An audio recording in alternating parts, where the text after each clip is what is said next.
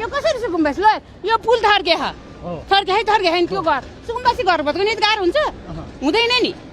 यो उहाँहरू सुकुम्बासी कोही पनि हुनुहुन्न यहाँ सबहरू यो यहाँ छेउमा बस्ने दिदीको 2टा घर छ थाङकोटमा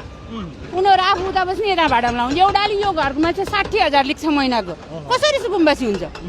यो विकासमा हो विनाश भएर विकास हुने हो विकासलाई अवरोध कसैले गर्न पाइँदैन यो कुरा सुकुम्बासी पनि थियो होला नि त अलिअलि त 3-4 जना त छन् 1-2 जना हामीले पनि चिने हामी यहाँ बास्छ कि सुकुम्बासीको तिनीहरूलाई चाहिँ अब हेर्नुपर्छ है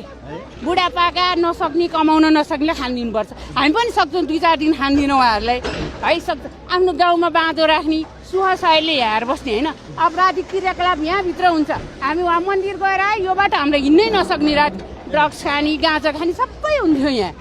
अनि यो बाटो हिँड्न नसकेर डरले हामी उताबाट भागेर जान्थ्यौँ यस्तो मान्छेहरू बस्ने यहाँ कसरी सुकुम्बासी हुन्छ भन्नु त आफै हुँदैन नि प्रधानमन्त्री भएको 1 महिना नपाइकिन एकदम खुसी